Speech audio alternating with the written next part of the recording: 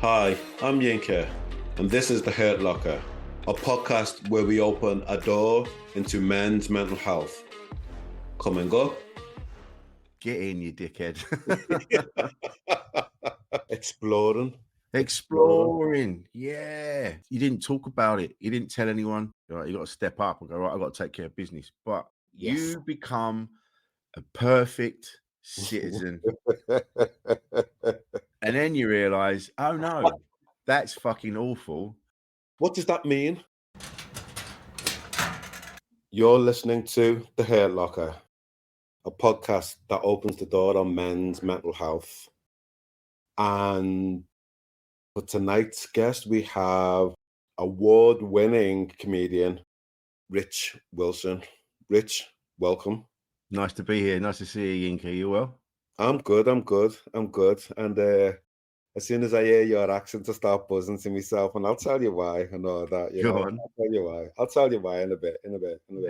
But as I say, this is really informal and all that, and I don't do any research, but I do have a question to ask you. Okay. Have you read any books recently? Do you know what? I have just finished a book of poetry by John Hegley. John Hegley? John Hegley. Yes, John Hegley. Yeah. Yes. Yeah. Okay. And how did you find it? I enjoyed it. I remember reading his stuff years and years ago. So my dad had loads of books on the wall when I was growing up.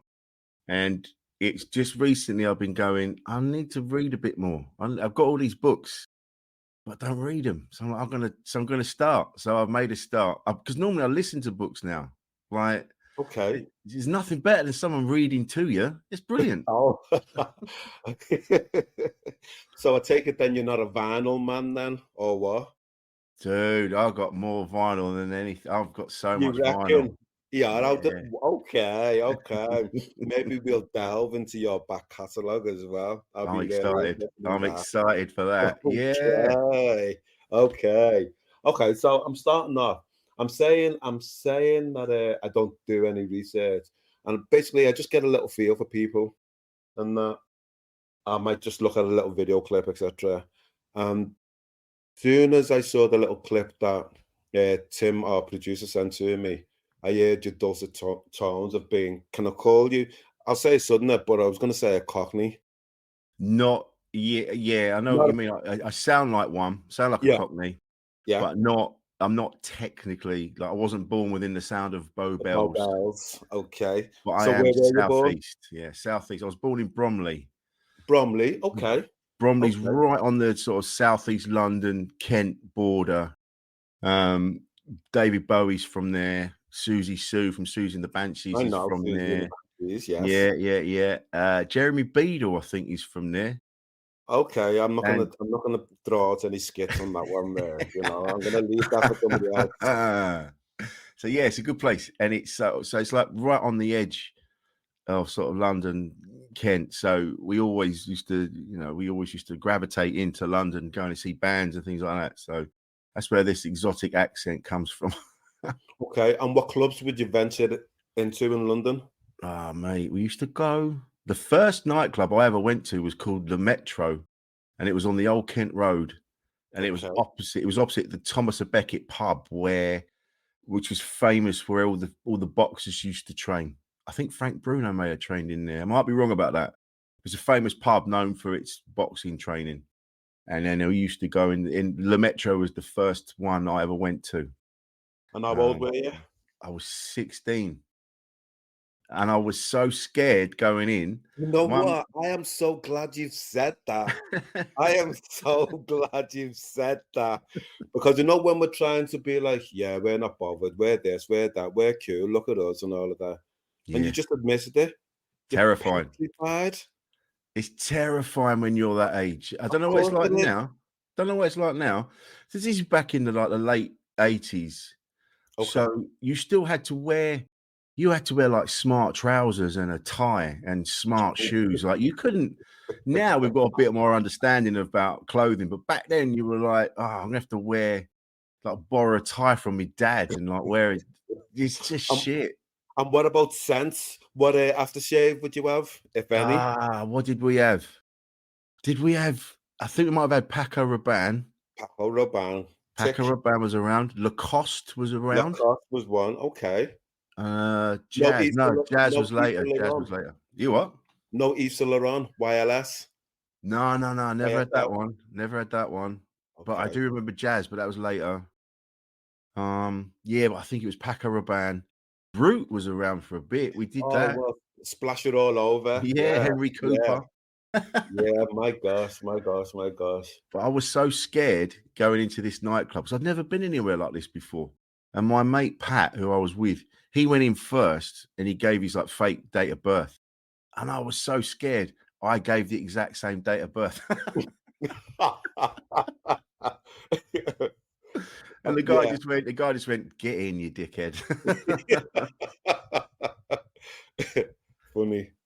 Funny, man. Funny. Yeah, different times. Indeed, different times. So tell me, growing up, what was that like? Who was that with? So it was with my mum and dad, my family. They're still together. They're very rare. They're a very, very rare couple. They didn't split up. Does They that probably surprise should have you? done.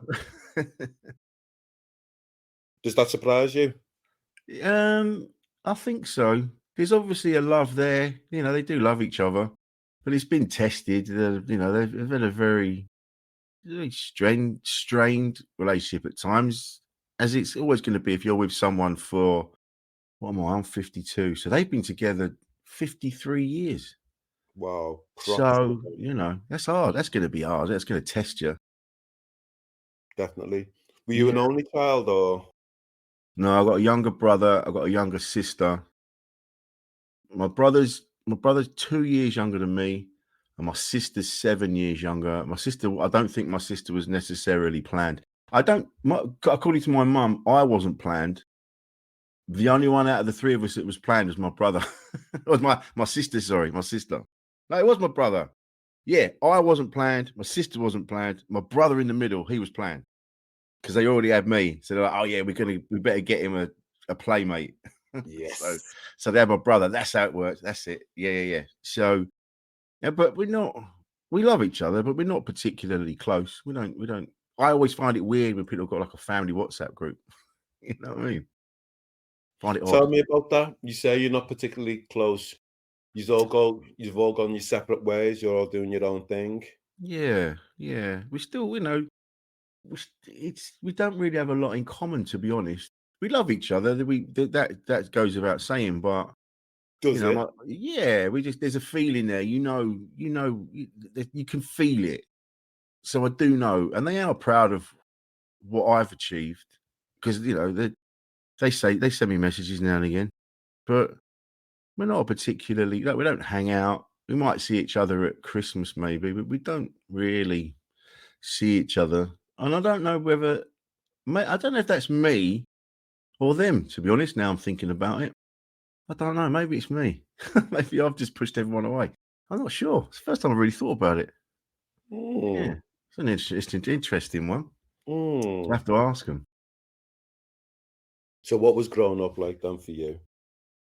So it was in the 70s, in the 80s, came of age in the 80s. So grew up in the 70s. I was born in 72. So this is very different. You were kind of, when you were old enough to sort of go out and play, you were out. You just used to, I remember my dad saying that, he says like, yeah, he's like, you just couldn't wait to get out the door. You were just off. And, so I was always out running around with friends and on bikes. And because we lived right on the edge of sort of London, Kent, there was a lot of woodland, a lot of fields. So we spent a lot of time just running off into the fields, setting fire to stuff, just being terrorways. But it wasn't like gangs and war and things like that. It was just us being stupid. We were just stupid kids setting fire to stuff and messing around. Exploring. Exploring. Yeah. We were getting involved with nature, And there'd be weirdos around, there'd be weird fellas flashing you and doing whatever. You just used to throw stones at them, chase them off. I'm being serious on that one, but you never experienced that, did you? Yeah, man. Yeah. Experienced it a couple of times. There was one, we were walking to school and we just saw this fella just standing there, and then and my mate went, "He's got his cock out," and I'm like, "Ah, no, he hasn't." And then we looked, and he had it like poking out of his coat, and he just go, "Hey, you dirty fucker, you dirty fucker," and then he just kind of like sidled off. It was weird. Yeah, I saw it a couple of times. That's I don't know. I can't get my head around that. I've heard people talk about it, but Yeah. never experienced that myself. Well, I think it's now it's gone online, isn't it? Now it's the dick pic. I think Yeah, yeah, they've taken it indoors. I suppose it is. Yeah. But that need, there was always somebody weird around. You just kind of dealt with it, you know. There was a guy tried to get me back to his place. It was in WH Smith's. I was looking at the records. I was with my mate Martin. And this guy, I didn't realize at first. I was going through the records, and then I felt this guy. Just felt this thing on my. It's like someone touched my ass, and I've looked round, and there was just this one guy kind of over to the side, and I'm like, oh, that's a bit weird. And I'm going through the records again, and it happened again, and I'm like, ah, fuck that dude. Anyway, so I went to find my mate, and I've run out the shop, and I can't find my mate anywhere. And then the bloke just comes out, and he's like, he goes, "Do you want to?" He goes, you should come with me, come back to mine. I was like, nah, mate, no, I'm all right, thank you. And he's like, no, I'll give you some money, come back to me, come back with me. And I'm like, nah, mate. Then my mate turned up. I was like, I've got to go. So yeah, weird shit like that happened to a few people. You just sort of dealt with it. Yeah, it was horrible. Not very nice. Wow. And it's weird, as you're saying it, and I'm just thinking, I'm assuming you must have been petrified, or was it a case of, you know what, if I see you again, there's nothing down for you? It was kind of, it was a shock. And I think you just kind of, again, this is just my experience, but I never felt I could go and tell anybody, because it was like, well, nothing's going to get done. What they're going to do, they're going to go and try and find the geezer. But so I just kind of just kept it to myself. And my friend Marty knew about it, and then he was like, oh yeah, and then he told me about something, and you kind of, there's just things happened, and you kind of just, you didn't talk about it, you didn't tell anyone, you just dealt with it, and it's like, now I think about it, because I've got kids myself, and I'm like, fuck, if that was me, Go and on. I found out that someone did that to one of my boys, I'd hunt him down. I'd get my lad in the car. I'd be like, right, we're going to go and see if we can find him. And You'd be driving around all over the place. Driving around. I would drive around and find him, because I got away. What would happen if I'd gone with him? It's that shit that we sort of dealt with back in the day. But still, yeah. And it was, yeah, you just sort of just kind of shrugged it off and then just got on with it. Very different times, man. Very different times. Do you think it's different times? I don't know. I'm open to change and all that, but I don't feel necessarily that things have changed in any way, shape, or form. No. Well, it's funny when you talk to anyone down the ages, or when you go, I've been lucky enough to travel because of comedy, and you realise that everybody fundamentally is the same.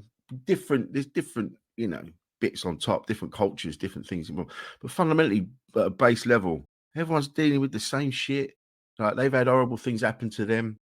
They're struggling to pay the bills, and that's in all different places, So I don't think it has changed. It's obviously, there is, there's, I don't know. It's a tricky subject to talk about, isn't it? Because of course, there are people that have been abused and are still getting abused.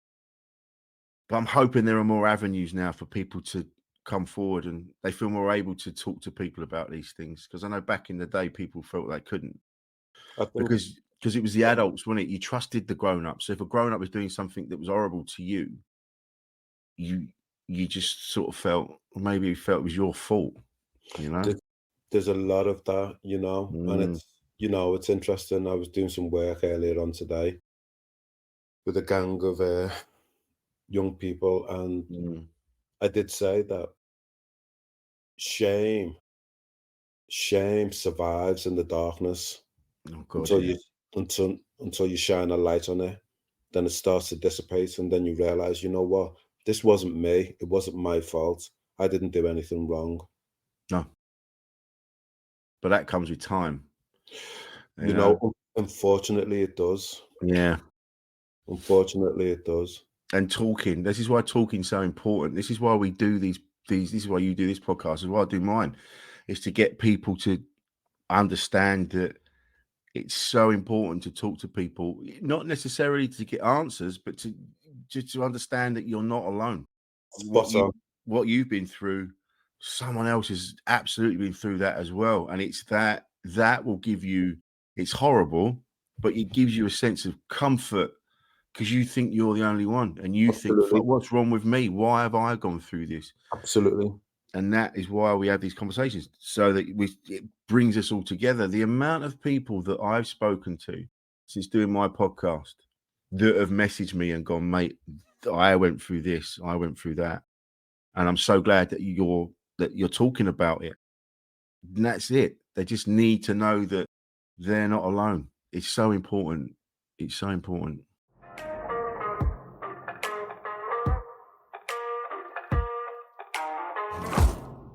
There's so many shoots that have just come up out of this just brief discussion now. But tell me a little bit about your podcast then. What's it aimed? What's it called? So it's called Insane in the Membrane. Insane in the Membrane. Yeah. Okay, so we know where that comes from then, don't we? Yeah.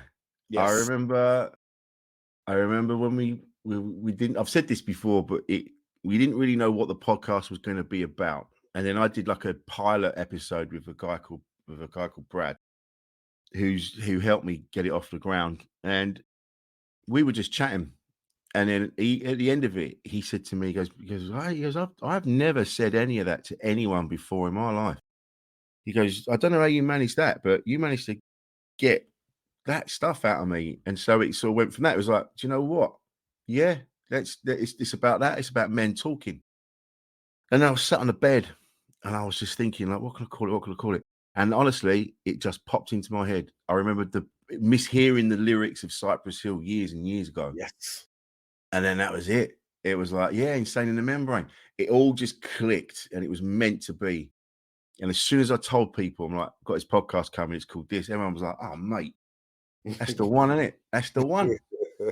And it would be great to get one of Cypress Hill on, but yeah. Are you working on it? I don't even know where to begin with that. How would you begin? Even if they get inundated, I imagine. Yeah. It'd be great to get Be Real one. Imagine. Just put a shout out. I'm sure somebody will hear you. Come on, manifest it. Yeah. Are you big on that manifesting? I'm not actually, but I hear other people, so they believe in it. It works for them, you know. But I do believe in this. We're here once only. One of our previous guests said something about anxiety and fear. It's an inch deep and a mile long. Yeah. And it's interesting how fear stops us from doing the things that we truly want to do. If we're not offending anybody, if we're not, John Devlin it was, Northern Irish comedian. And if we're not hurting anybody, then why don't we just go and just do what we want to do? And as I'm getting older, I think about all the conditioning and the constraints that I've succumbed to. Yeah. Mate. And the need to break away from that. The amount, see, when I was a kid, I'm like you mentioned vinyl earlier. I'm mad on my music. I love my tunes. And I'm not into anyone like particular genre. If it's good, I'll listen to it. I listen to pop, garage, whatever, rock music, techno, whatever. And I wanted to be in a band so badly. I remember seeing the Happy Mondays for the first time in like 1988 or something on the chart show. And I was like, oh my God, there's a bunch of geezers that look like us. I want to be that. I want to do that. But it never occurred to me that I could go and do it because I was like, well, other people do that. I didn't have the courage to go, I'm going to start a band because I was so scared of looking stupid to people. If I'd have said, yeah, let's start a band. I've seen this band, Happy Mondays. I want to be Happy Mondays. They'd have just laughed at me, or I thought they would. So I never did it. It's my one regret. I wish I'd done it. Just didn't occur to me, man. Didn't occur to me. Hey, it's never too late. I It's got never enough too going. late. Mate, I'd love to do it. I still What's fantasize about it. honestly, what's getting in the way? I'm busy, man. I'm busy. Oh, that sounds like a bit of a distraction excuse there. Well, I mean, I gig anyway, so Okay. I get my rock star. I get my rock star bits out of the way by just walking out on stage and having a good time there. Walking out like I'm Shawn Ryder. I'm not going to do a Manc accent or anything like No, that. Oh, mate, I don't want to start that rivalry again. No. But then you've got like great bands like the Lars and Absolutely. the Stairs, and there's so many great bands from Liverpool. Not even this one, just the Real People. There's so many good bands. Wow, you mentioned the Real People. Good on you.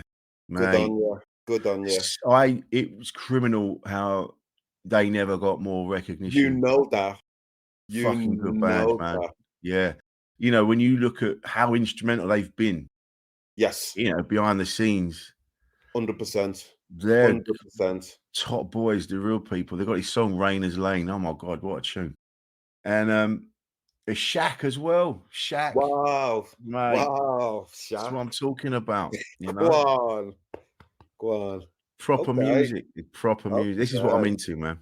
I was just saying that we've got the farm on. We've got Peter Hooton. Have you? Yeah, he's going to be coming on soon. Dude, I picked up a copy of Spartacus only the other day for like $5. I was like, yeah, I've got this. I'm going to have this. I haven't had that since 1990 or whatever it was.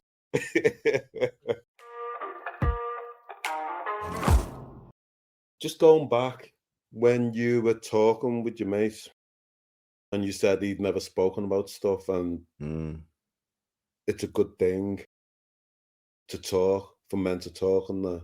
Yeah. Do you think it explains why men are 3 times more likely to die by suicide? There's a need to be... I mean, don't get me wrong, sometimes you do need to kind of dig deep. And you have got, for want of a better phrase, you got to do some man shit, right? You got to step up and go, right, I've got to take care of business. But what does that mean? You can't, you know, for me.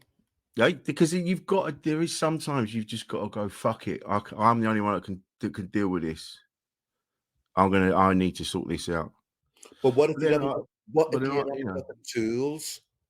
But that's what I mean. But then I'm in a position where I've thought about suicide a couple of times. But I think because I've got kids, I never went through with it. I was like, I couldn't do it to them. I remember being in a relationship that was so toxic that we had a massive row, and I'm like, fuck this, I'm gonna go and do it. And I walked out to this pier that was near where we lived, and I had the rope in my pocket, and I'm walking out. The tide was out as well, and I'm like, I'm gonna do it under the pier, and then no one will know where I am. And then as I was walking out through the stones and the mud, and I realized, like, I've got my boys, I can't do that to them. And I just sat down in the mud and the stones and started crying. Because I just couldn't do it. I just couldn't do it to them. I just couldn't put them through that. So I didn't do it. So it's it has got to a point where I've gone, fuck it. There's that do you know what? It's a tricky one. Because I've said, yeah, you got to dig deep sometimes and do some man shit. But then that's like, make a phone call because you owe some money, or, you know, sort your bills out. Sometimes you got to go, yeah, fuck it. You got to do that. Stop hiding from the debt, man. You got to go and pay your bills. Go and have a conversation. Yeah. Because that's the other thing as well. I'm good at putting my head in the sand. But sometimes you got to go, fuck it. I got to do some man shit. And I got to ring this fucking person. But sometimes it gets to a point when the despair is so vast and you really feel like there isn't anyone else to talk to.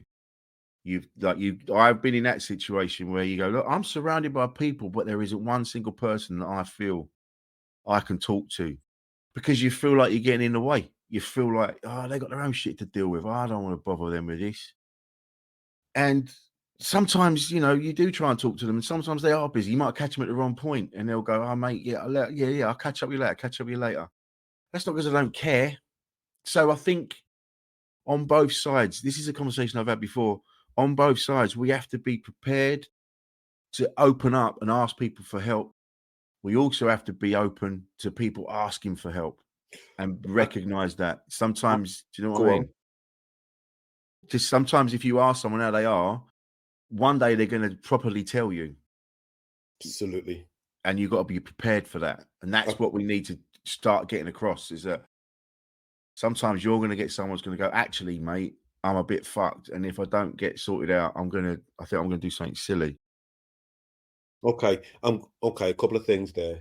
Mm, And yeah, partly it's because of me, my training and my learning, because I do deliver a lot of work around suicide, etc. mm. But when you say the word silly, I know you mean suicide. Yeah. Do you voice it though? How did I voice it? I've talked about it on my podcast. I've had a good conversation with my friend Tom.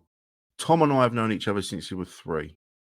He's been going through some heavy shit recently, like proper end of the road. I've had enough. I can't keep doing this. And he and I have gone out, and and we've had a chat, proper chat. And I've said to him, I'm telling you now, you have no choice but to stay here. You got no choice, mate. And we've broken it down and we've worked it out. And now what we do now is we WhatsApp each other, and when he's feeling that way, I'm like, yeah, I get you, man. I get you. That's all right. Let's do you want to meet up? Do you want to go and have a beer? Do you want to have a coffee? And we work it out. But that's taken a long time to get to that point. You know, up until that point, I thought he was fine. He did life the way that you're supposed to do it. Like, like they go, you do well at school, you get your qualifications, you leave school, you get a good job, you go work in a bank. You go work in a bank, that's a good job. That's a good job. You'll be sorted for life. Get yourself a mortgage, you get Yes. yourself a wife, you get yourself Yes. some kids, Yes. get yourself a nice house, and then you get Yes. yourself a bigger house, and then you get Yeah. yourself a car, get a bigger car, bigger Yeah. telly. You You go did on all that. holidays. You go on holidays. Yes. You become a perfect citizen. And then you realize, oh no, that's fucking awful, because fundamentally we're animals and we should just be out in the woods fighting and fucking and eating. But we're shoved into this framework where Absolutely. we have to be, if you've got a decent credit rating, you're seen as a good citizen. Oh, you can borrow money from the bloke in the suit. Then well done, mate. Well done. You're a decent citizen. You're not using cash anymore. You're using cards all the time. You're a good citizen. It's fucking Bollocks. bullshit. It's It's fucking bollocks. bullshit, mate. It's bollocks. Yeah, You know it that. I know that. does my head in. It does my head in. Yeah, we've just got rid of all the tills. We've now got robots doing the tills. Yeah. Okay, well, what about people? What are they going to do? Oh, yeah, well, they can go and retrain, do something else. Retrain as what? What are Yeah. you talking about? That bloke there, he's 55 years old. No one's going to employ him. What's he going to retrain as? It's bullshit. The whole system's fucked. And this is why we've got problems now, is because the people in charge, the psychopaths with the suits, and they're all they're all mentally ill. Greed has just completely ruined any kind of logic that they ever had. And now they're just, it's not even about having a lot of money. It's about having all of the money. I want all the money and I want all the power. And I don't care. He's like, yeah, what are you going to do when you get all of it, though? It doesn't matter. I'll just have all of it. And you go, yeah, but you'll be on your own. There'll be no one else around. What are you going to do then? Doesn't matter. I'll have all the money. And it's nuts. It's nuts where they're taking us. But I don't know what the answer is. Okay, but I was just about to say to you, how do you push back on that then? Well, we all have to come together, but we don't feel like we can. Let's We go back don't, then. Let me go back. This is important for me. Yeah. You grew up Bromley, yeah? Yeah. Okay. So for me, as a young lad, as a young black lad growing up in Bromley, I seen that as predominantly a white area, Yeah. predominantly seen as, ooh, it's a bit moody there for black people and all that, you know? You would have gone, so Bromley would have been, yeah, when it starts becoming white, a bit more white, and then you're getting Yeah, out into Orpington. And yeah, I remember growing up there was like, I remember there was one black family in where I grew up in Orpington, and I was friends with them. Ronnie, it was Ronnie, the Fords. It was Ronnie, Valance, but I knew that family, and that was it. But then as you went through Bromley, Catford, as you got further into London, then it became more it's different. Yeah, and I was lucky because my mum's from Brixton. My mum's side of the family are all Camberwell, Brixton. So when I grew up, I was surrounded by, it's multicultural. There was people from all sides. And I realized that when Facebook started and I started seeing people posting shit that I went to school with, I'm like, how are you posting that where we grew up? And you go, oh shit, yeah, you never left the little town. You never went to Brixton. You never went to Camberwell. You never went into London. You might have gone at Christmas, go and see the Christmas lights, but you never mixed it up and got involved. And this is again music. Music is so important. Go on. If it hadn't been for the music in my life, I wouldn't be half the man I am. Being lucky enough to be surrounded by music from it. Like my dad was massive into the blues, so I had the blues. Okay. And we had reggae as well. I remember my mum and dad got heavily into reggae, like proper heavy dub. So I had that. So I was very lucky to be surrounded by that. And I learned so much from all the music I was listening to. Like listening to Marvin Gaye and and it wasn't until later on you realise, oh fuck, these are quite political.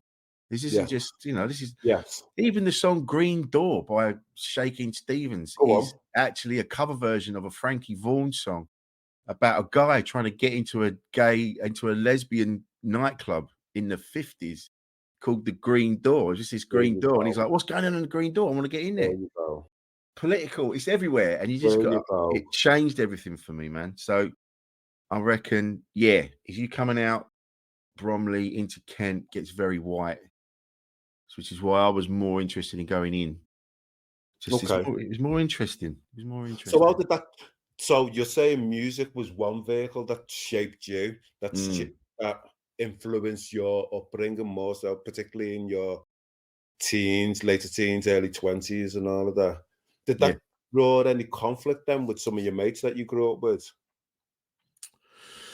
You sort of just left people behind. As you got into it, as music became more and more part of my life, you just kind of came away from people and I started going to see bands when I was 14.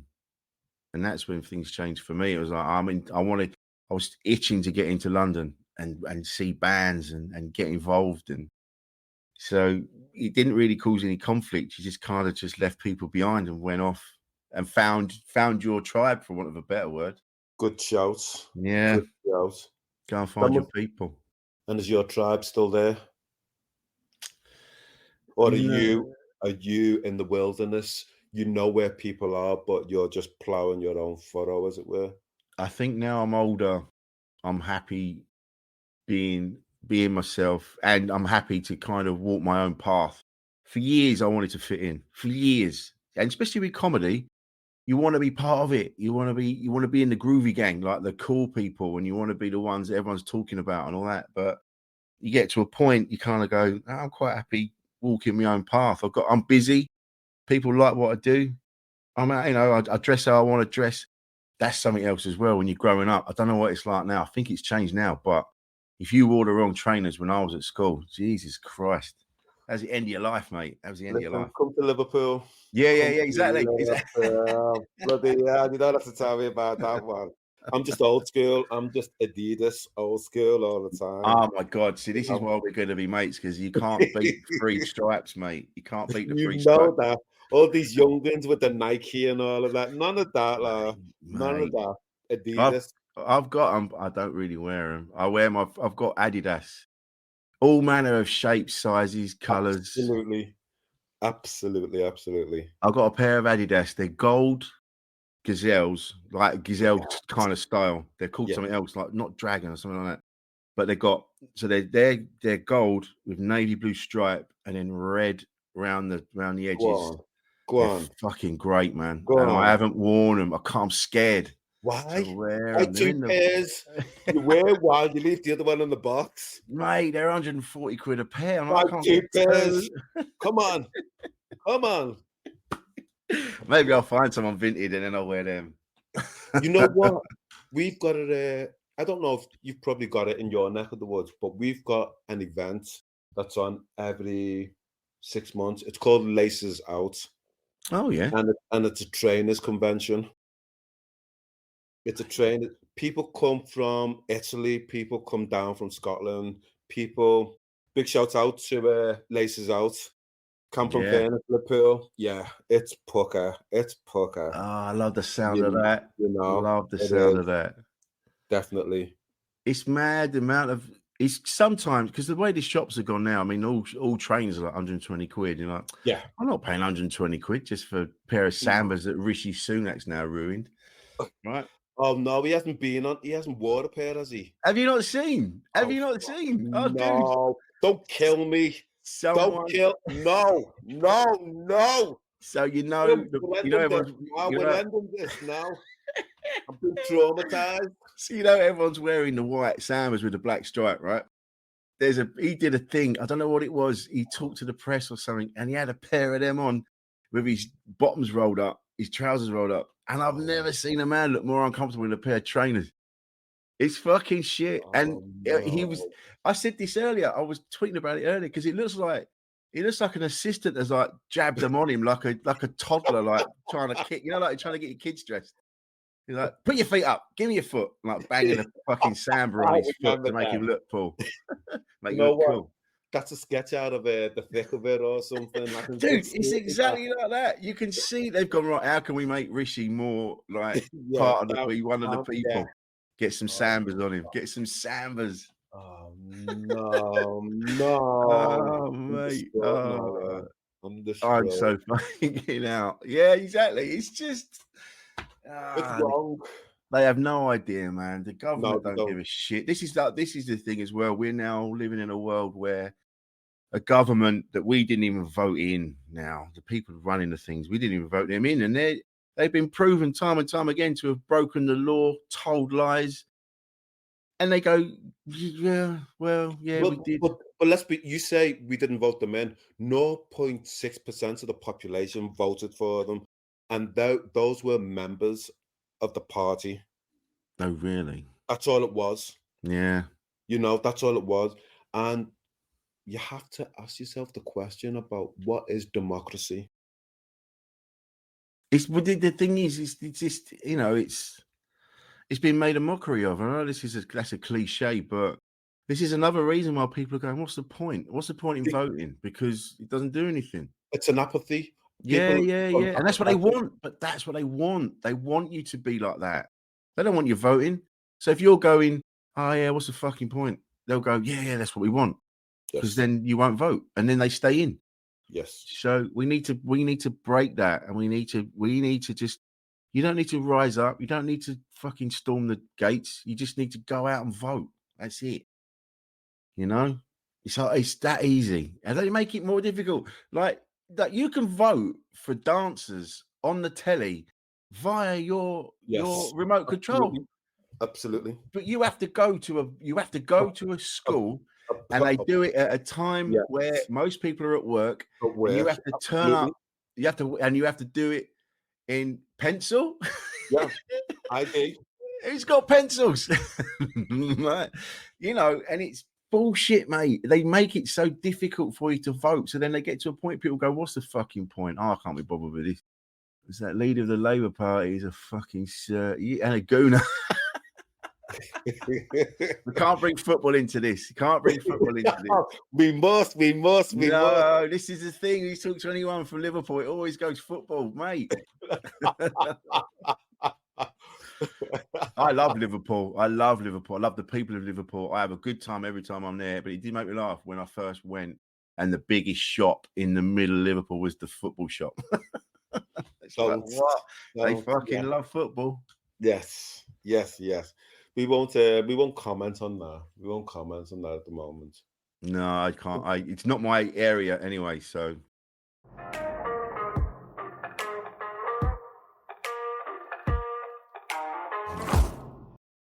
You've alluded to comedy.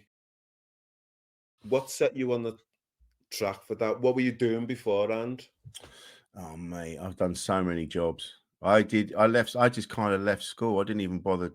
I didn't get any qualifications. I just stopped going. I was so fed up with it. I hated school. I, Why? Wasn't I it wasn't it a teacher that enthused you? They didn't Or excite me at all. There was I had, funnily enough, mentioned in Liverpool, there was one teacher, and his name was Mr. Probin, and we didn't even get his name until we left. We went, "Fuck, his name was Probin," right? His name was Mr. Probin, and he was from Liverpool. And I remember we did this evening thing where parents would come to the school to have a look round for the next time, yes. so when they're sending their kids to school, they could choose school. So we were all there working, and he said, "Right, I want you to write me a poem." And I remember writing this poem, and then he read it, and this is the first teacher that ever kind of went, "Yeah, you got something, man." He said, "Yeah, this is like Roger McGough," and Ah, I'm like, did you know "What?" who Roger McGough was then? Yeah, yeah, thanks to my dad. And I'm like, "Really?" Wow, He went, "Yeah." He okay, goes, fair "This is," he play. goes, he goes, "This is very reminiscent of Roger McGough." And I was like, "What?" And I never forgot that. Never forgot that. So it was Mr. Probin. There was another teacher called Miss Stevens. She saw something in me. She was cool. She helped me with my maths. And she was a troubled soul. I always wonder what happened to her. She was obviously going through some shit.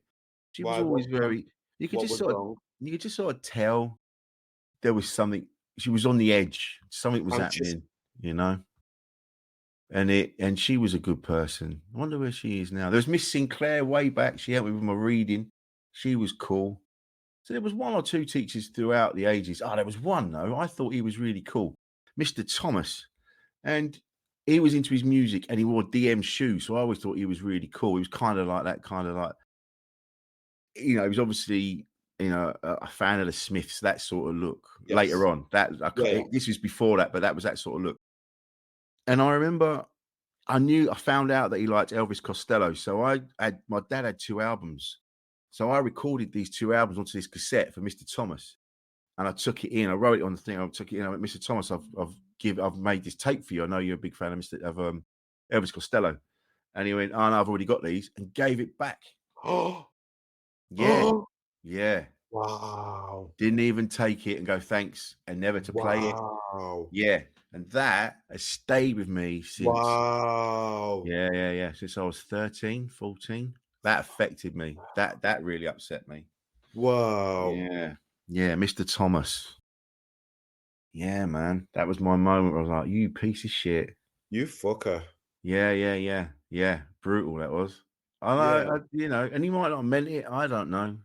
It's funny how we recall things from when we were young and how they stay with us through Mm, the ages. An act yeah, of kindness, a time of disregard. yeah. It stays. Well, there's that famous thing in there that what do you do if a young kid hands you a plastic phone? You answer that phone. that's that's what you do. It's like my lads. My lads used to. My youngest, well, my middle, no one now, Bailey. He used to message me and go, "Oh, Dad, have you heard this? Have you heard this? Yeah, you got to listen to this. He's called Jimi Hendrix." And you go, "Oh, I'll give it a go. I'll give it a listen." You don't go, "Oh yeah, I've got all of his stuff." You just go, "Oh yeah, I'll give it a go." What was his name? Jimi Hendrix. Oh yeah, I'll check him out. Do you know what I mean? Because Can I be honest with you? In those you said that, I just felt all warm inside. yeah, Yeah, I felt warm inside. because it's what you do. You don't make kids feel shit. No, you You don't. encourage. You encourage, and I think that's the difference from when I was a kid. There was very much kind of.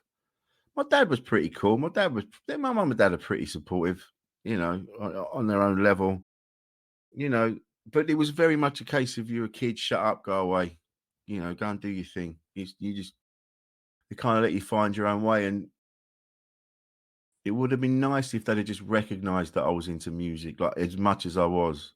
So I remember having a conversation and going, "Oh, I love the piano bit in Rock the Casbah." Mm, And then mm. and then my dad going, "There's no piano in that. What are you on about?" And I was like, "Oh, right, maybe I'm wrong. Maybe I'm wrong." But there is piano in it. Of There's course there is. loads I of can hear piano. it now. I can hear it now. Yeah. So there's just little bits like that where I think we're more mindful of those things now. He never meant that. No. My dad had a terrible upbringing. He had an horrible childhood. So, which he's Are only you just making started it? talking about. Are you making excuses for them? Only because I know I remember my nan, and she was horrible. She hated boys. I don't know why. And I remember my dad struggled with that. And I remember, so last year he was giving me a lift to the station, and out of nowhere, he just starts telling me about this shit that went on when he was his mum was being horrible to his dad, and it used to happen all the time. And then one day my dad stood up to his mum and went, "Don't keep having a go at my dad. Pack it in." And then his dad said, "Don't do that. You'll make it worse." So he had all that to deal with.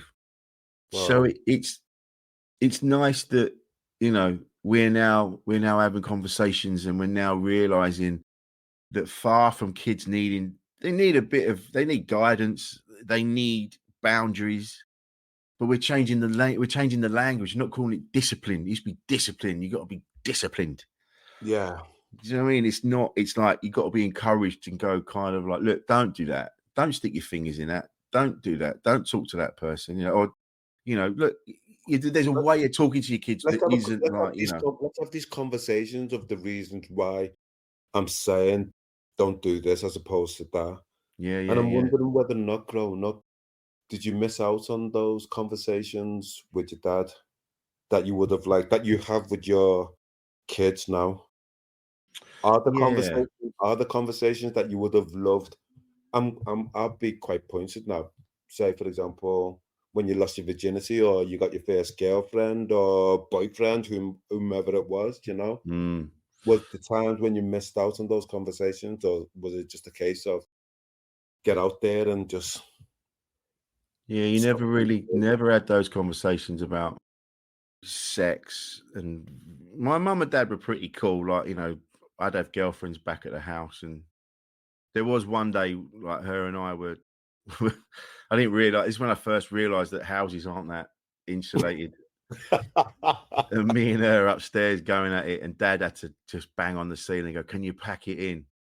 Like, we're above the kitchen and we're just going at it. So there was that. But then there was a couple of times. My dad, man, sometimes he was quite closed off and quite annoyed, angry. But every now and again he'd surprise you. And I remember once when I first, so the mother of my kids, we were only young. I was like 20 when I first had kids. And I remember we were having some trouble. I ended up back at my mum and dad's. And I remember waking my dad up at like 5 o'clock in the morning and going, "Dad, I think I'm going to go back. I'm going to go and sort this out." And he's like, and he didn't bollock me. He didn't have a go at me for waking up because he had to go to work. He went, "All right, yeah, fair enough." He goes, "What do you need? What do you need me to do?" Well, I don't know, really. I said, "I just thought I'd tell you. So I'm sorry about the time." He went, "No, no." He goes, if you feel you got to go and do that, then go and do it." It was a really nice moment. So it wasn't all bad. It was good. No. It was good. There was good stuff. There was bad stuff. We had a pretty good upbringing. You know, I think most of us had the same sort of upbringing. It was a lot of anger, but then there was a lot of good stuff that would surprise you. Yeah. Yeah. Working class. We were working class people. Absolutely.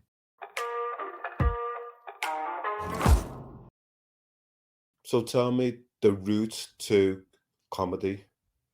What was it like for you? How did it materialize? Did you always know that was the promised land for you? No, never. I never in a million years did I think I'd be doing stand-up comedy. I'm fundamentally pretty shy. Comedy's helped me with that. I've been doing it 20 years now, so my shyness has evolved. And it's still there now and again. I feel I can't ask someone for something because I'm crushed with the fear of rejection. Like, I can't. It's like with my podcast. I struggle to ask for guests because I worry they're going to go no. And I'm like, I'll be crushed. So it takes me a while to build up the courage to ask people to come on, which is ridiculous. But doing comedy's always been around for me. And my friend Tom, who I mentioned earlier, was always giving me stuff. He was like, "Oh, listen to this fella, listen to that." And then we had Dave Allen growing up, and Wow, quality, yeah, quality, quality. a lot of the comedians I love are Irish. So it's Dave Allen, Tommy Tiernan, Okay. Dylan Moran. And then there's a lot of the American guys as well. And then my mate from next door, Alan Costin, and he gave me Eddie Murphy Delirious on a cassette. Delirious. Mm. Okay. And he said to me, listen to this. But if he goes, have you got headphones? I'm like, yeah. He goes, right. Listen to this on headphones. And it blew my tiny mind. I'd never heard anything like. I mean, obviously now some of it's quite questionable, but on a technical, fundamental level, it's some of the best stand-up comedy you've ever heard. Like Eddie Murphy was next level. He was. But then because of Eddie Murphy, then someone went, well, that's George Carlin. Yes. And that's Bill Cosby, and that's Richard Pryor. And I go, who are these people? Yes. And I'm like, Richard Pryor, what, the fella from Superman 3? Oh my God. Yes. And then so the first time I discovered Richard Pryor was just, I didn't laugh because I was so blown away by what I was watching. Just this fella. But the things he was talking about as well, he was talking about some really personal stuff. 100%. Talking about, I mean, that famous thing about him shooting the car. I ain't going to say what he said, obviously, but that whole bit when he talks about setting himself on fire and he talks about all that mad shit, and you're like, fuck, no one was doing that back then. Yes. No one was being as personal as that. He was admitting that he fucked up and he wasn't the perfect person, and he did it so brilliantly. So I never in a million years thought, what, I'm going to be doing what he's doing. That'd be silly. That's not what we do. That's for other people. And then I got a job in a comedy club as a barman and getting friendly with a few comics. And then one of them had his own gigs. There was a fellow called Rob Rouse. And he's the first person that said to me, he goes, you should do it. He goes, I reckon you could do it. You got a twinkle in your eye. You could do it. And another guy called Silky had some gigs. And he just went, right, you're going to do comedy. Your first gig is on this date and you can't back out. And I did it. Did you shit yourself? Yeah, it was horrible. I shit myself for 2 months up until the gig. I shit myself every day. I didn't get an ounce of sleep the entire time. And then the gig itself rolls around. I've got 5 minutes, I think. I do 2.5. I get one laugh. And then I can't remember the rest of it. And I'm off. I went, no, I'm going. And then he went, right, that was good. You're coming back next month. And then he had me on again. And then before you know it, I'm 20 years and I've been around the world. It's crazy. Crazy. I don't understand how I got to that point. I don't get it, but I'm glad I did. I'm glad you did too. I think it's just being open to it. The power of yes. The power of yes. The amount of times I've been somewhere and someone's gone, do you want to do that? I go, yeah, go on then. Because the thought of not even giving it a go frightens me. I want to get out there and experience as much as I can before I'm not here anymore. And so the power of yes, just go, yeah, fuck it, I'll do it.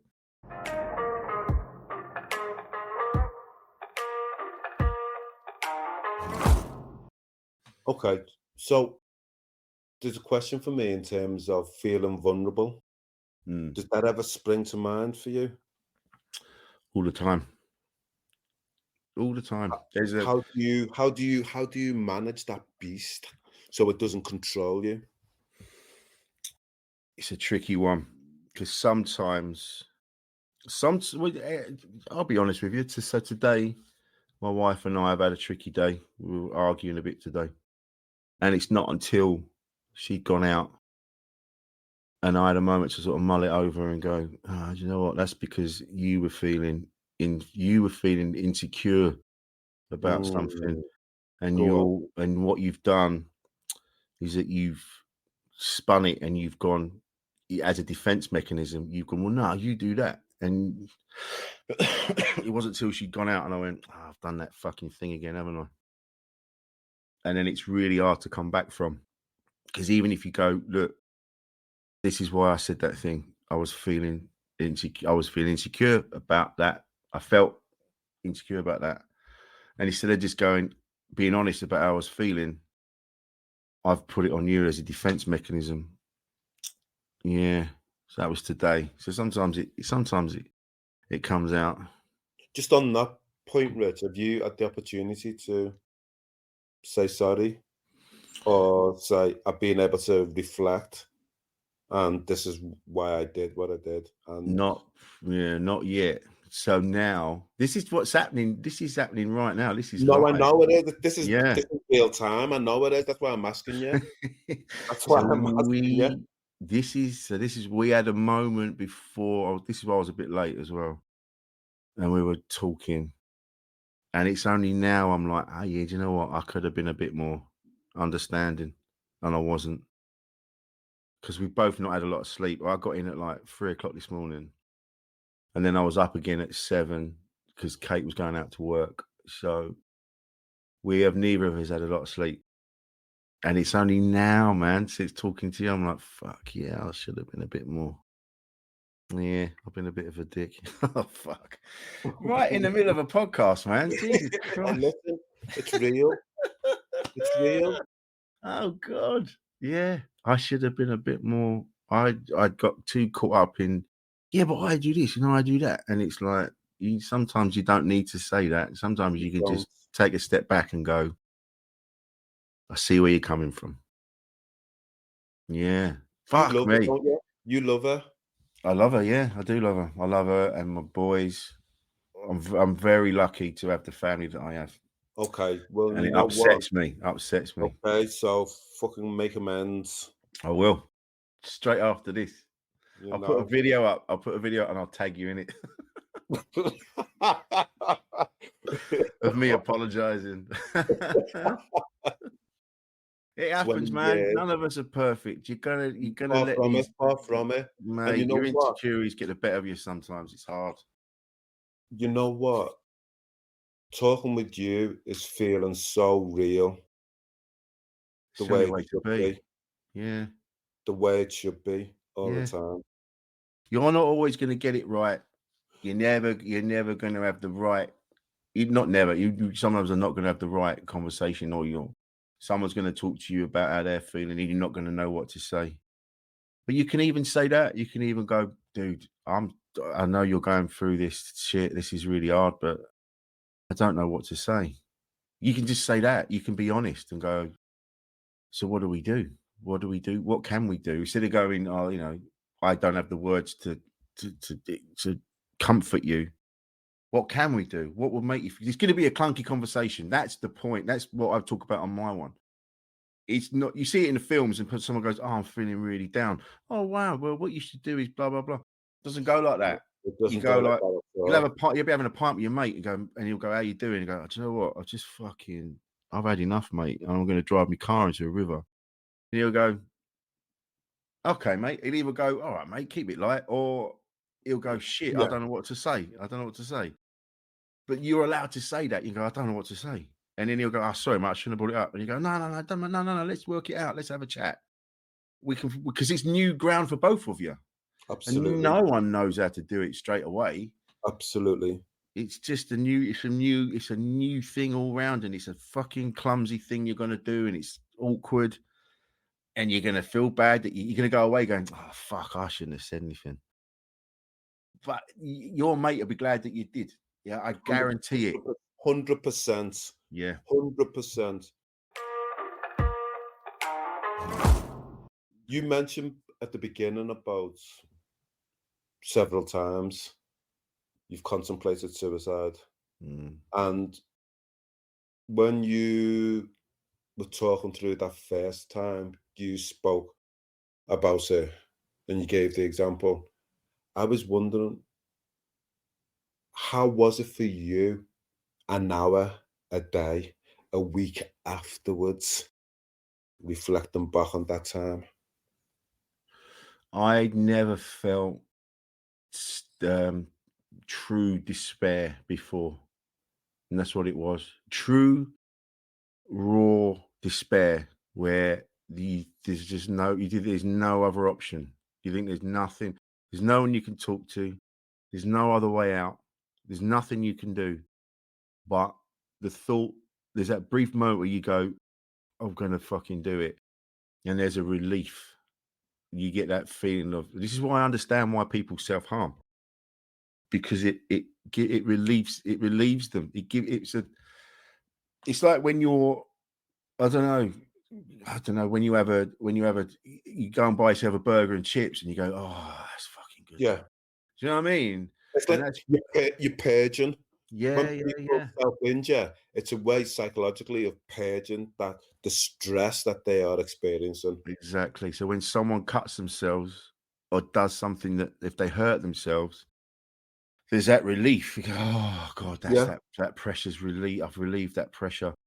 And the thought that I was gonna go and kill myself, the relief, I was like, "Oh, yeah, because your brain doesn't understand. Your brain goes, "Oh, we've got a way to stop this feeling. That's what we're gonna do." Mm, As you also your brain can't comprehend, as you know, your brain doesn't know that you can't come back, that's gonna be it, because you can't your brain doesn't comprehend death. absolutely.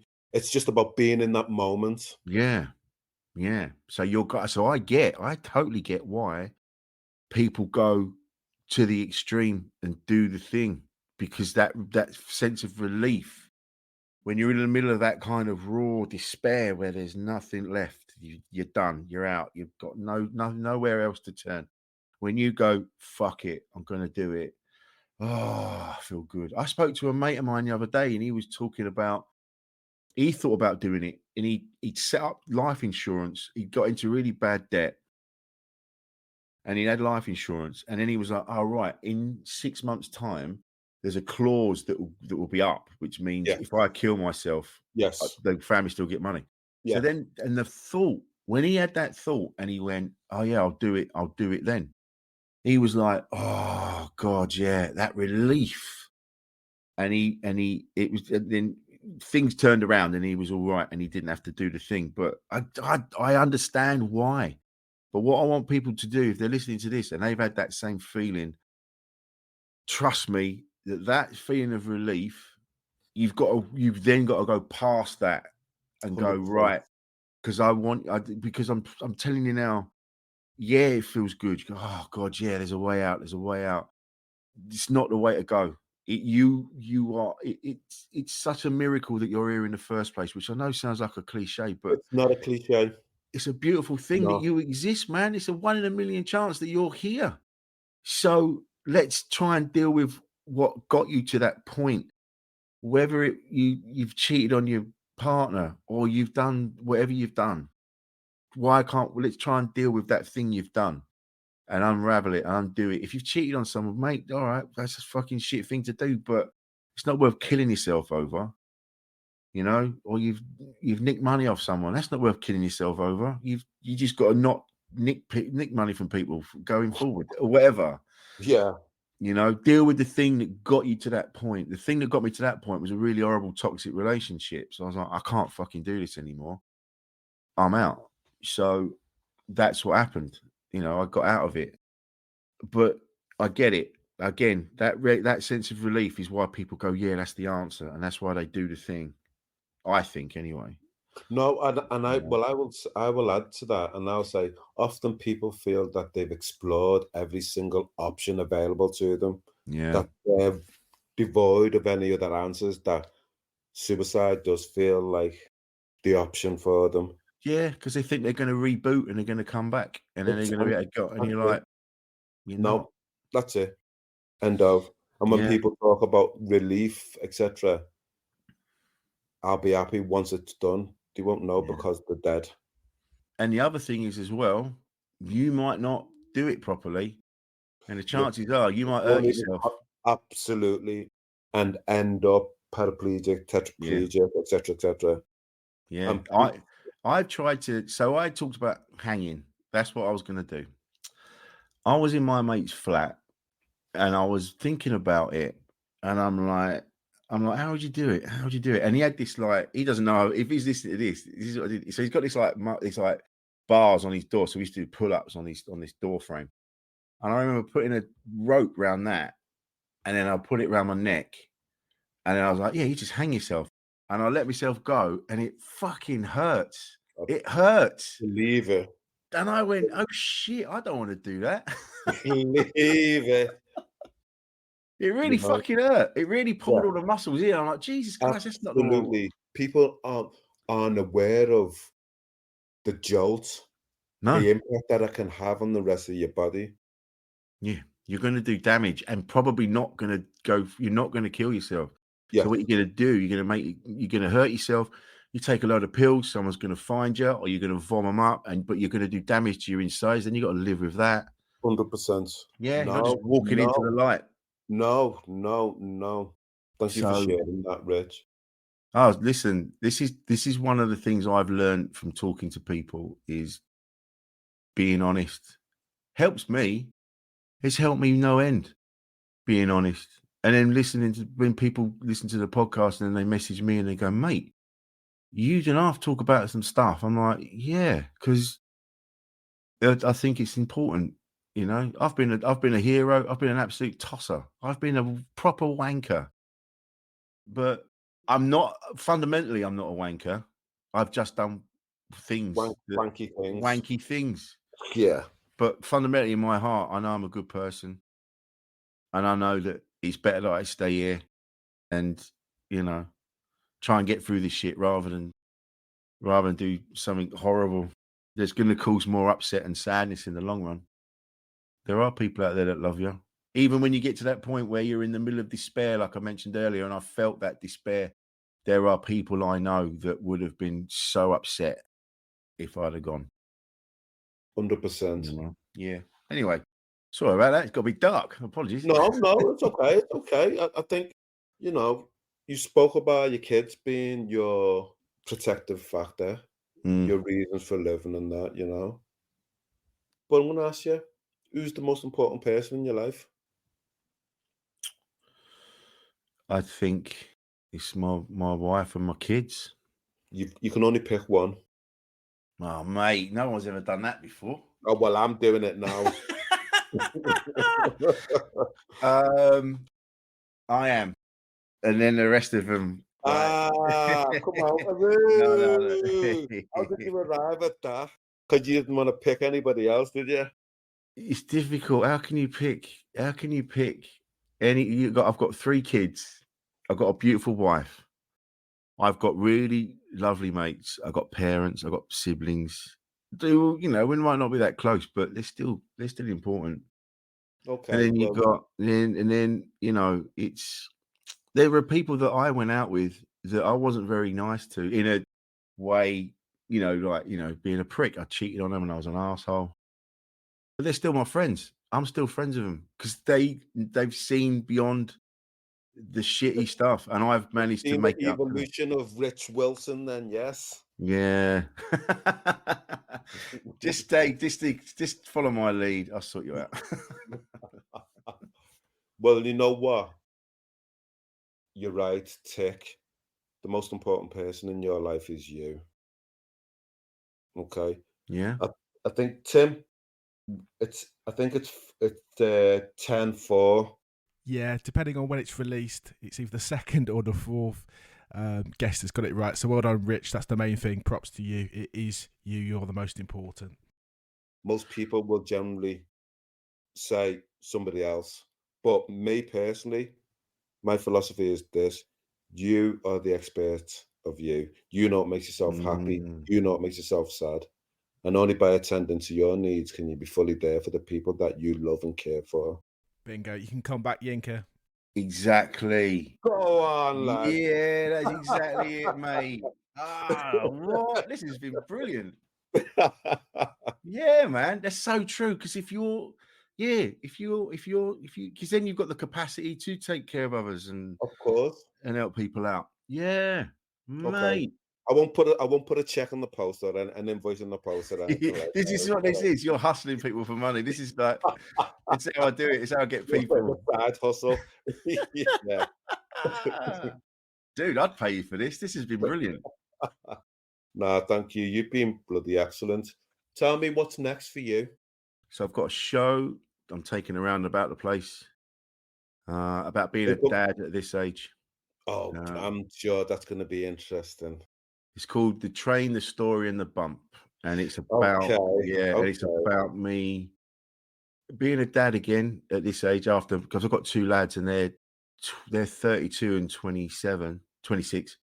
How young are these ones now? 4 months, nearly 5. Wow. Yeah, mate. Wow. I was so far out of the woods. I was out the Old woods. school. Did your mates look at you and say, "What the fuck's going on here?" They all do this thing where they kind of cock their head like that and they go, "Congratulations."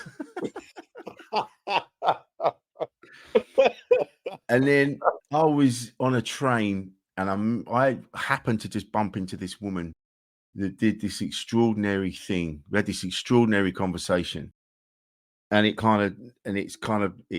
made me realize a few things about bringing kids into the world that we're in now.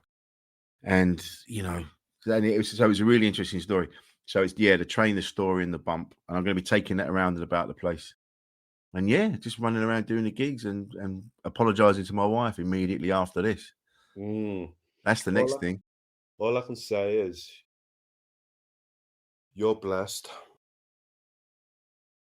Genuinely, you're blessed. Yeah. I, at the weekend with some therapists, we do group supervision and that. And one of the things that last weekend's topic was about parents and forgiveness. Oh, right. It led to very, very deep conversations. But I think as a parent, being a parent myself, having experienced what I've experienced, and I know I can't get it right all the time, as much as I try, but I know I'm blessed with the children that I have. Yeah. And I'm grateful. Same. And I think if you have had a tricky upbringing with your parents, and I've had this conversation with loads of people, you get to a point. My parents have been great. On the whole, been great. They had their own shit to deal with. But if you've had a really tricky time with one of them or both of them or whatever, but now you're all right. Now you've got a kind of a semblance of a decent relationship. I think you get to a point where you go, well, they're in their fucking 80s now. What good is it for me to not start going through all the bad shit that happened? Absolutely. You just got to go. It happened. We're in a nice place now. They're people. They fucked up. I'm sure they're aware of it. Yeah. So what can you do? You just got. It's up to you to just draw a line under it and go, that was then. This is where we're at now. I won't make those mistakes going forward. We'll learn. But you'll make other ones. I'll make other ones. Yeah. Yes, you'll make other ones. You're a human being. You're not. It's not. We're not meant to be in this weird framework that they've shoved us in. We're gonna make mistakes. You're gonna fuck up. Yeah, 100%. Yeah. Just going back to something you said. If you could have 3 podcast guests, who would they be? Alive or dead, doesn't matter. Oh, golf. Oh, wow. Yeah, I might do a seance for you later. Yeah, man. Because I always wanted to talk to Norm Macdonald. I love Norm Macdonald. He was a hero of mine. I was genuinely saddened when he passed away. He was a big influence. And he had cancer for like 9 years and never told anyone. Excuse my ignorance. He's an American comic, not massively famous, but you might have seen him. You might have seen him around and about the place. But he was big. He was on SNL years ago. Okay. Yeah. He was always ribbing O.J. Simpson about him getting away with murder. And all that God. Oh God, that's topical. So Norm was a big influence on me. So I would have loved to have had him on the podcast. I tell you what, actually, talking about Liverpool again, Paddy the Baddy, man. I really like him. I like him. Every time I see him, I think he seems pretty sound. He's a Paddy dude. the Baddy. Okay. All right. Give me one more. Fuck. Who else? Richard Pryor. Imagine getting to sit down with him. The life that he led. What's the stories that I bet he had that he never talked about? The things he saw as a kid. Yeah. Yes. You know what I mean? Yeah. That would have been something else. So yeah, those Norm, yeah, Paddy the Baddy and Richard Pryor. Yeah. Okay. All right. Okay. I'll throw in with Richard Pryor, Bill Hicks though. Ah, yeah. See, that was another one when Bill Hicks died. It was like, what? He was in Liverpool the year before he passed, Really? doing a gig. Yeah, I still remember, and I cursed myself. And I think it was '93. He was in Liverpool. He died in '94, didn't he? That's it. Yeah. He was in Liverpool in '93, and I was into him then, and I never went to see him. One of my Dude, biggest regrets. we just think they're going to be around forever. I had a similar thing. So he's a friend of mine, Math Brown, and he runs gigs called Outside the Box. And he on a Monday, he used to say to me all the time when I was starting out, "He's like, come down when you want. I'll just whack you on." And he used to have all manner of people like Jack D and all like good big names, right? And then there was one night I was going to go down, and I went, fuck it, I can't be bothered tonight. I can't be. I think it was raining or some shit like that. I'm like, I can't be asked. Next day, Robin Williams had been down. Wow! Oh, wow! Fucking hell! Oh, Yeah. wow! Gutted. I was gutted. Wow! Yeah.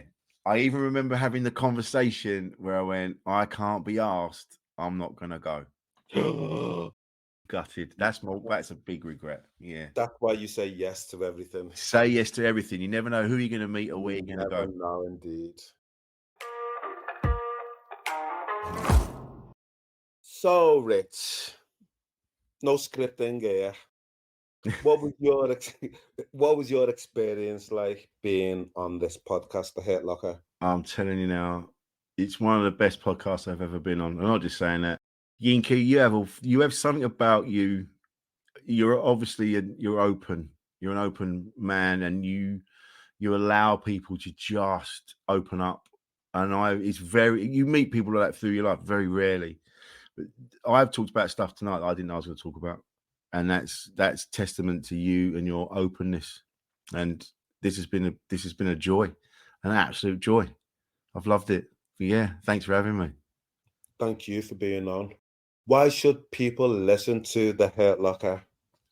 Because you'll realize that whatever you're going through, now I've been through, you're not the only one. This will genuinely help you. Half of, like we said in the episode, half of the battle is realizing that you're not on your own, because you will feel like you're on your own so many times, but you're not. So many people have experienced what you're going through. If you just, all you got to do is to say to your mate, it doesn't matter how you do it. It could be clunky, it could be whatever, but just go to your mate, go, mate, I'm fucking struggling. And he'll either go, let's get a pint, let's get a cup of coffee, or you'll go, all right, can't deal with it now, but let's have a chat, let's meet up. I guarantee it. So listen to the podcast. This is how you start your journey into opening up and dealing with your shit. I guarantee it. Rich, thank you so much. My pleasure. Listen, I know you've got to make amends. No, mate, if you could be a fly on the wall, you're going to love what's about to happen. Listen, right, we're fortunate in our lives to be in love, to meet people that love us for all our foibles. Sometimes we don't do it. We know we can do a little bit more than all of that, you know. We could do a little bit more. Sometimes we should throw the rose petals down for them, you know. Yeah. Sometimes you have to, instead of getting defensive and going, but I do this, this, be prepared to just go, do you know what? Yeah, you're right. Absolutely. Like you say, throw the rose petals down. That's a beautiful thing. What a way to go. Throw the rose petals down, man. Oh, that is wicked. That looked nice on it. That's going to look good as a meme, man. Get yourself a little an emoji or a little gif with rose petals. Yeah, just a little basket. Chucking them out. One. Mate. It's been a beautiful pleasure. It really has been a pleasure meeting you both. Thank you. Thanks for listening to this episode of The Hurt Locker. Please give us a rating or share with another listener. You can also follow us on Instagram and Facebook at The Hurt Locker Pod.